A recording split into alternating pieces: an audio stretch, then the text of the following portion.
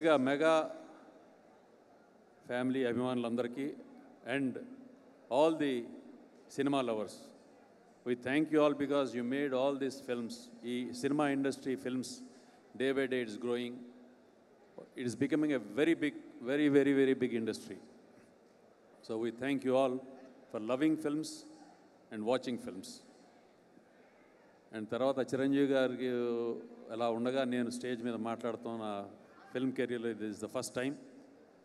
And ఆయన్ని నేను beginning days నుంచి చూశాను. I know him and I feel he is the only actor in Telugu cinema industry and maybe here in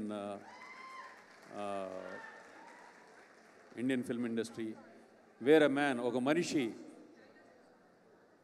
from nowhere, ఎక్కడి నుంచో వచ్చి ఎవరో తెలియకుండా ఏమీ లేకుండా కష్టపడి పైకి వచ్చి, there are so many actors, చాలామంది యాక్టర్లు కష్టపడి ఎవరు లేకుండా ఇండస్ట్రీలో పైకి రావచ్చు.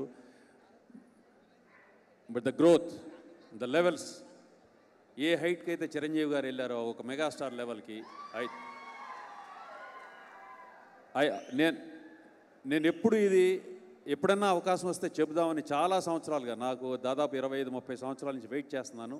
ఎప్పుడైనా ఇది is the first time I got then opportunity.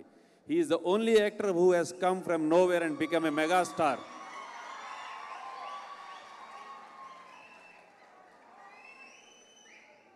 ఆయన కష్టపడింది, ఆయన బాధపడింది, ఆయన నవ్వుకుంది, ఆయన బాధపడింది, నాకు చాలా విషయాలు తెలుసు. I know him personally. ఇవన్నీ దాటుకుంటూ ఒక మెగాస్టార్ లెవెల్కి రావడం అనేది, he is the only actor and I hats off to him. ఆయన్ని ఒక ఐకాన్గా తీసుకుని మిగతా వాళ్ళందరూ ఎవరైతే సినిమా ఇండస్ట్రీ కోసం, if you follow him, his life, they will definitely come up. And one more thing I would like to tell, Chiranjeevi గారి ఈ రైటర్స్, సినిమా రైటర్స్ కానీ ఏ రైటర్స్ కానీ, నాకు వచ్చిన ఐడియా మీకేమన్నా బాగుందనుకుంటే చేయండి. ఆయన లైఫ్ హిస్టరీని ఒక సినిమాగా తీస్తే I think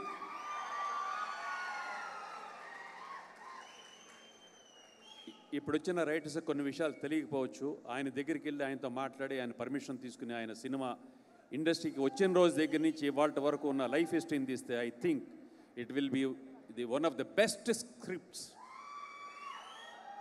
for a commercial, emotional, sentimental film. Thank you so much. Thank you so much. Thank you so much. Thank you.